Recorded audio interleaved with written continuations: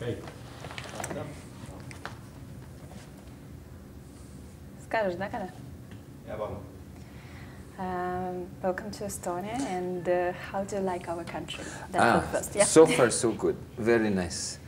It was very green coming in through the plane and seeing Tallinn by the Baltic Sea. It looks so beautiful, and a lot of forest and trees around here. And I was very impressed in the airport. They had a lot of nice seats and couches for people to sit on, more than I think any of the airports that I've seen. It looked small, but very luxury in some ways. How could you introduce yourself? And extrasense is kind of not exact name, isn't it? My name is Mano, and I'm a person who was lucky to meet Osho and did a lot of Osho meditation. So I love the life of meditation, the life of opening energy.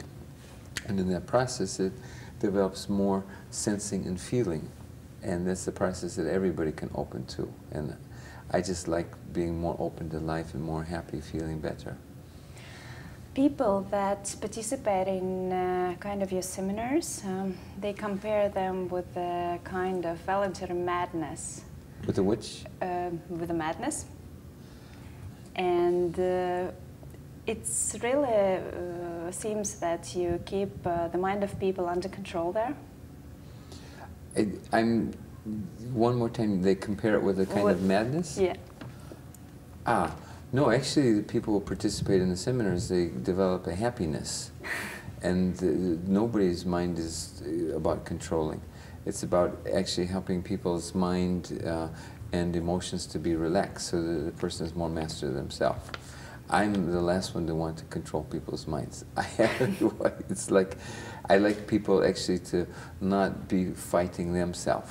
And most people are fighting themselves, so I try to create ways where they can be more independent on their feet.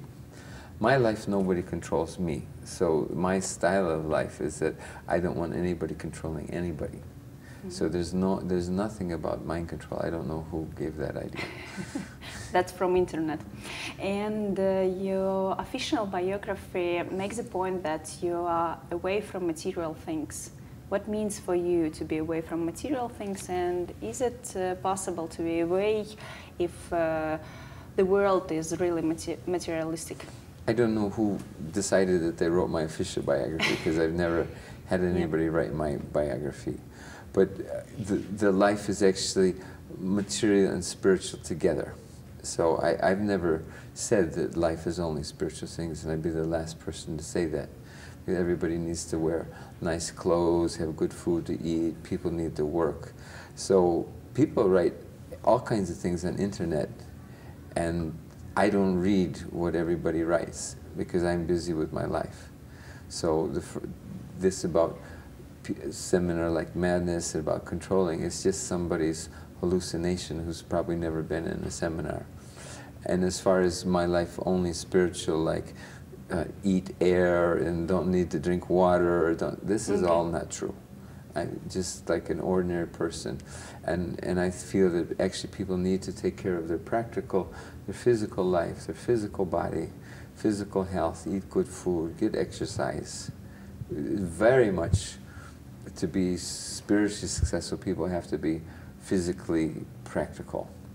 Doesn't mean that they need to have too much money or this or that, but they have to have money to eat, they have to be able to have a job, they have to have some security, some roots, like the tree with the roots. You have seminars all around the world, and what is the main aim of that, or what you would like to achieve with that, with your work, with your seminars? Make people more stronger, more independent, more happy, give people tools to work on themselves, help people to discover themselves, help people also that realize that they have very big, beautiful inner qualities that also need some time and energy to develop, so that they're developing their life on the outside world and on the inside world at the same time. But for yourself, what your personal aim? For the same for me. I grow my energy, I grow my love for life, I grow my love for people, I grow my appreciation for the earth.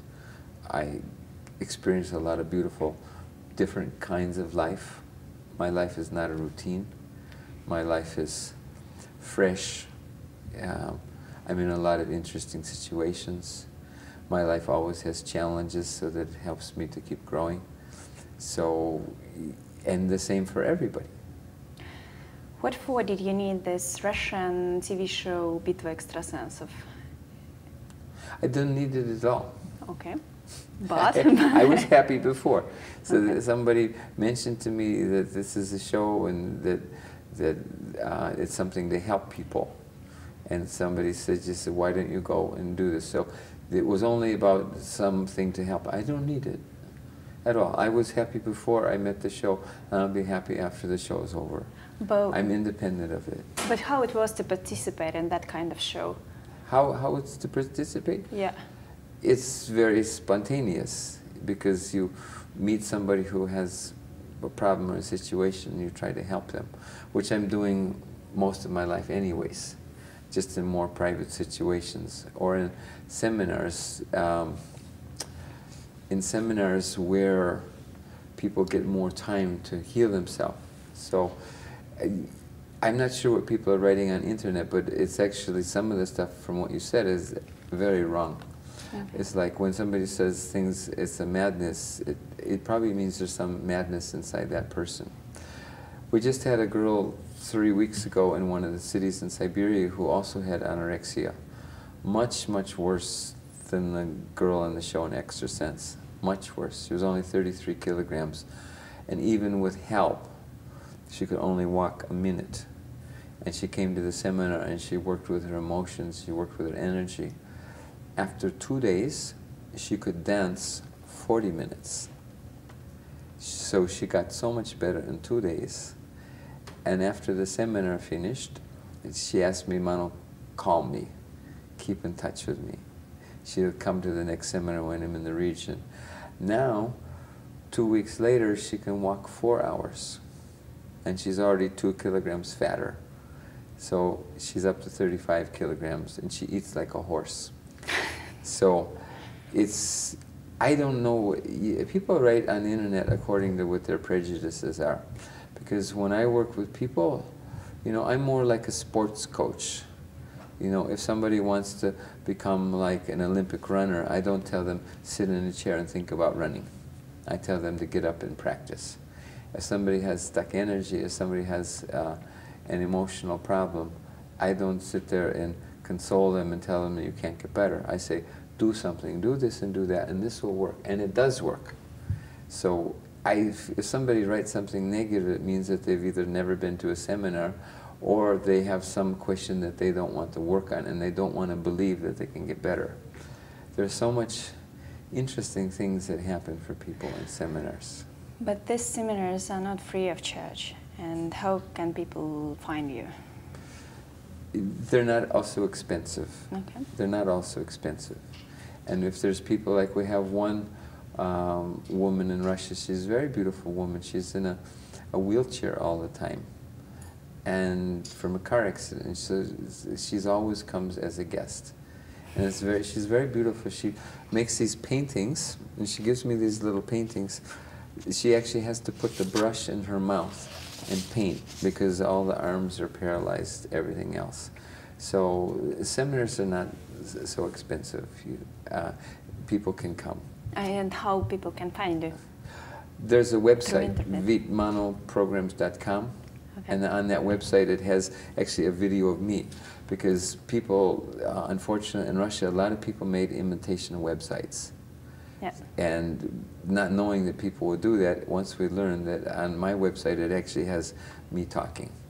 Yes. And you will have that kind of seminars in Estonia also?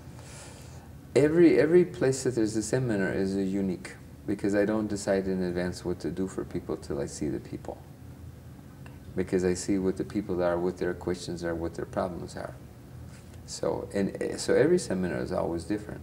It's like if somebody comes with a heart problem because they're eating the wrong diet, they're eating too much traditional Russian diet with a lot of meat, a lot of fat, a lot of fried food, they need one kind of help. If somebody comes where they're anorexic, which means is that they're angry at themselves, and they're losing their feeling to live. They need an emotional release.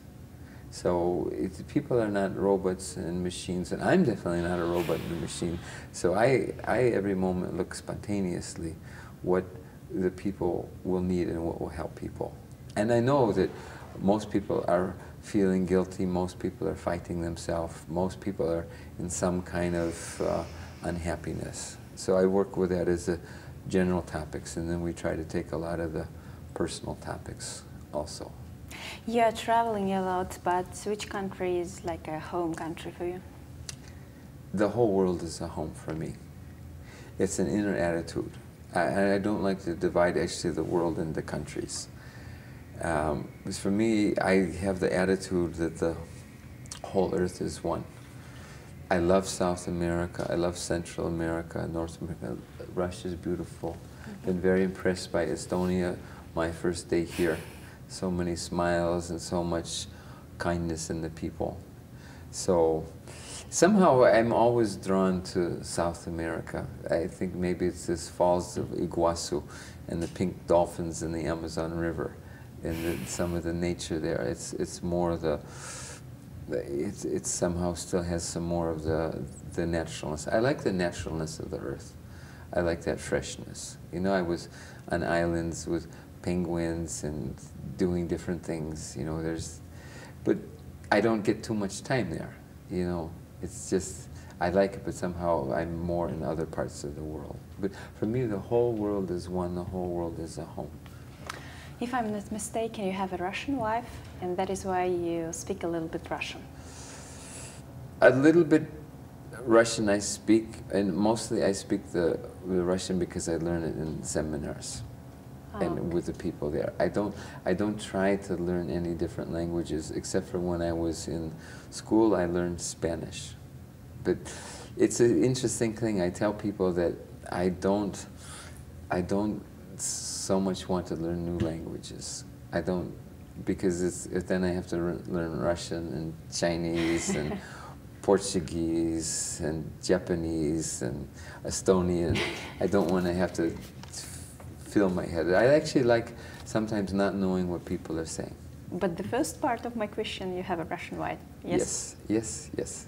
And you met her in Russia? Russia, yes. During the seminar? More I got to know the person. The person was visiting in India. Okay. In India, more I got to know the person. You don't like alcohol, or you are standing against of that. Alcohol, tobacco, drugs. Doesn't it seem to you that this fight or this war with personal bad habits is a priori lost? Is what? A priori lost. What do you mean by lost? It will ever stand with the person. No, I mean, it's like I'm happy, and I take good care of my body, and I have a lot of energy. I'm very happy with how I live, and I know that it's better. I absolutely know that it's better to eat good food, food that's good for your heart, food that doesn't cause cancer, food that doesn't give you problems in the liver somewhere else. I absolutely know that that's better. So things like that people get addicted to, like alcohol, are things that block the energy and make people live less. Many people want to actually learn how to be healthy, but they don't know how because they have an emotional block. So like if somebody it's a funny thing, but somebody who eats too little, like the anorexic, or somebody who eats and throws up, like the bulimic person, or somebody who eats too much, or it's all deep down is connected to stuck emotions and not enough love. So in my understanding of life, I have watched many people change their life. Just last week I had a seminar in Khabarovsk, and 2 people who were smoking 2 packs a day for 20 years stopped after 3 days. And then the other people who were smoking also stopped, just because they understood why. And they understood how to take some of their negativity out. So that because they were using actually the cigarettes as a very expensive kind of drug to cut their energy. Like if somebody has an emotional problem, they go to the psychologist, the psychiatrist, and they give them a pill to block their energy. And it can ruin their life because it never fixes actually the problem of the stuck energy, you know? And the people start getting sick on this. And cigarette is actually a very expensive drug. And it's not only that I've decided, actually now I think the whole Russian government decided no more smoking in restaurants in the whole Russia. Estonia has actually gone further than that. But in the same topic, you know, I just recently had a person who was schizophrenic in my seminar. And I know that that's from too much repressed anger. That the anger was so big that it came up and split the mind, damaged the mind. And they did everything with every doctor, every hospital, and the injections of drugs and pills, and every extra sensitive they can find. He never got better. And around me, in 3 days, he could start talking. Because we worked with his emotions, he worked with his energy. And the mother started crying. She said, nobody's ever done anything for him. And they've all, because they're not understanding the whole human system. The whole human system is people are emotional, they have feelings, they need to laugh, they need to cry, they don't need to fight themselves, they don't need to keep everything inside, and they don't need to be destructive on other people. They can do emotional sports, they can do fitness. It's like if you're overweight and you want to lose weight, you need to go walking, you don't have to walk on somebody else's head. It's the same with emotions. If you're angry inside, you need to release your anger. You don't have to put it on somebody else's head. Think about it. That's all we know right now, either repress or damage somebody else. And alcohol, what alcohol is doing with our energy? Cuts the energy. What does it mean? It cuts the energy. It makes your energy less. Okay. So you're not as conscious. And when there's two ways that people try to avoid anger. One is to stuff it in the unconscious and be busy. And the other is if they drink, it cuts their consciousness. The anger is still there, as every wife knows whose husband drinks. He's still an angry guy. But it doesn't fix the problem. So, same like smoking or the other thing is if somebody has an alcohol problem, I never tell somebody to stop drinking because they hate it. I never tell somebody to stop smoking. I just help them take the burden off of their heart, and then they stop smoking and drinking because they feel good. Nobody actually likes to drink and smoke, deep down. Nobody actually wants to destroy their energy. Nobody wants. Everybody wants to feel good. I guarantee. If I ask you if you want to feel good or you want to feel bad, I know you want to feel good. You might not know how, but I know how, because I learned from meditation from Osho. It's a process of growing your energy to feel better and better inside. Can you read somebody's thoughts? Sometimes I can feel what somebody's thinking, but mostly I never get involved with that. And I know that you think I can read your thoughts. But it's not my joy in life to poke into people's head and try to read their thoughts. If I'm with somebody, I feel their energy, and I try to feel what the wound is and what the happiness is in the energy. Okay. I'm not so excited about mind as everybody else is, because I know that's only one chakra.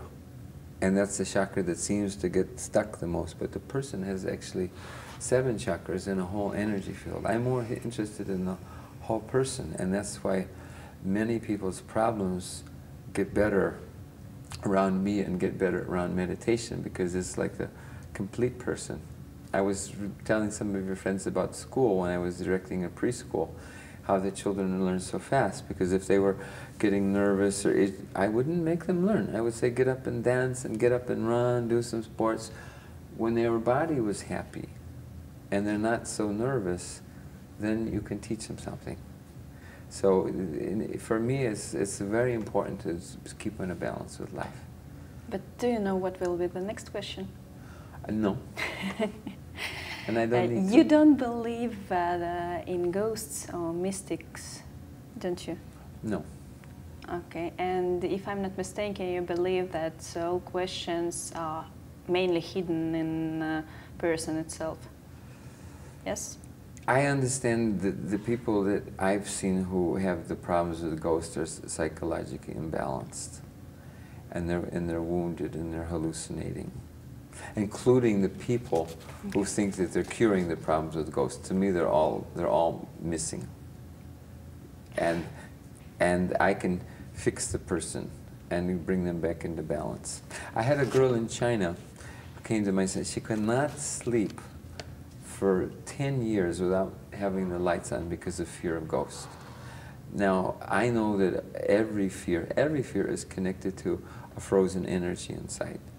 So I gave her an Osho meditation called Osho Dynamic Meditation, where in the second stage you express emotions and your strength, and you breathe, and then you lower your energy center. After 2 weeks, she could turn off the lights.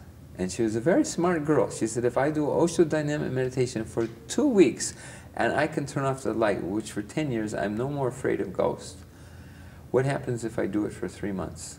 And after 3 months, she looked like Olympic trainer. She looked so good. She looked like the most healthy girl that you could imagine, because she was working with her energy. So of course I don't believe in that stuff. And the people who do, they're actually quite insecure. Okay. But what or who is your God? Do you believe in someone? Someone like Jesus? Like, you know, Yeah. There's different people who believe in different things around the world, and I'm happy for everybody to believe how they believe. But, you know, I'm more of the meditation approaches, which is you connect with the whole life inside. And you don't have to have like a person. In Africa, Jesus is black. In Estonia, Jesus is white. And in Italy, Jesus is probably Italian. You know, it's people project their own belief, and they fight, and they're having wars about it right now, about the different religions. 2 different kinds of one religion, they're fighting all the time. And I feel that they're projecting their own ideas. For me, life is an inner search, and not to believe in anything.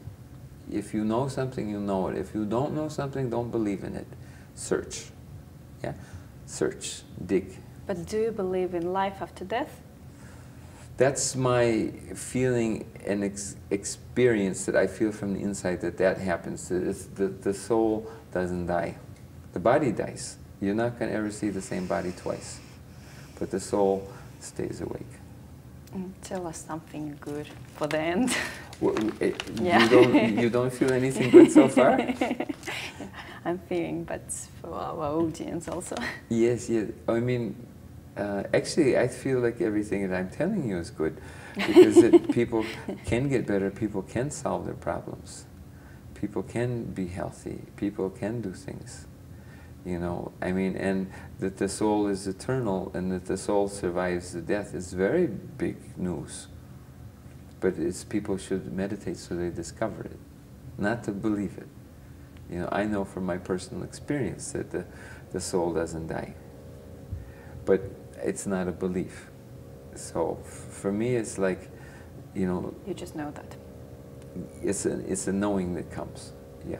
For how to say, yeah, I was around Osho the day that he left his body. So it's not like when people usually fall down and you're sad for them. It was an explosion of love, explosion of light. So there was more energy actually after. So I've seen it being around somebody who's gone beyond the body. It's not a belief. It's a first-hand experience. So I understand that if we want to learn something, like you want to study it, if you want to learn to be a doctor, you go to university for 8 years. You don't believe that you're a doctor. You study, you learn. Okay. And it's the same thing about inner things. It's very easy to believe in Jesus or not Jesus, but go on a spiritual search. You know, so I don't want to be caught in that you believe this, you don't. No, I say people go on a spiritual search. Everybody has to understand for themselves. I don't want people to decide how I see the world. I want people to experience how they see the world. My experience has been every time that people who stop smoking and people who stop drinking, they're more happy. Strange. They live longer. They don't go to the doctor's office so much, unless the doctor happens to be their boyfriend. You know, it's like, you know, this is, I like health and happiness. Yeah, for me, life is positive. Life is beautiful. Okay. Thank you. Еще один вопрос у нас есть. То, что, I'll just talk in Russian, okay? Okay. Yeah. Еще раз можно спросить, как он сам себя определяет? Ага. То есть, и в чем смысл его существования? То есть у нас есть это четко понятие? Ну, это есть. Это есть, да? Да. Имеет ли спросить еще, как он, кем он сам себя считает? My second question was, how could you introduce yourself? Or, you are not kind of psychic, yeah? Extrasense. Как экстрасенс? Как экстрасенс по-английски? They don't have yeah. English translation. Yeah, for well, that. that is the problem. Yeah. We would like to ask it, how do you feel who you are? How could you introduce yourself? How do I introduce myself? Yeah. I like to, for me, deeper than extra sense is a person who's on the path of meditation. Okay. Because extra sense is dealing with one level of things. For me, being on the path of meditation is to open the energy to discover the soul, to bring many, many things into balance. So it's much deeper than extra sense. And I don't believe in magic. I don't believe in these other things.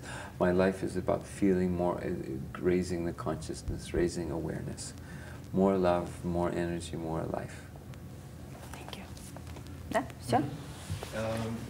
You just have to take one B-roll, the general shot. Okay. You just pretend you are talking. Pretend we're talking. Pretend. Actually, you are So much talking. Now we have to pretend that we're talking. Yes, yes. You just can talk. Okay, yeah, we can. Yes, yes. Mother's glad. Please,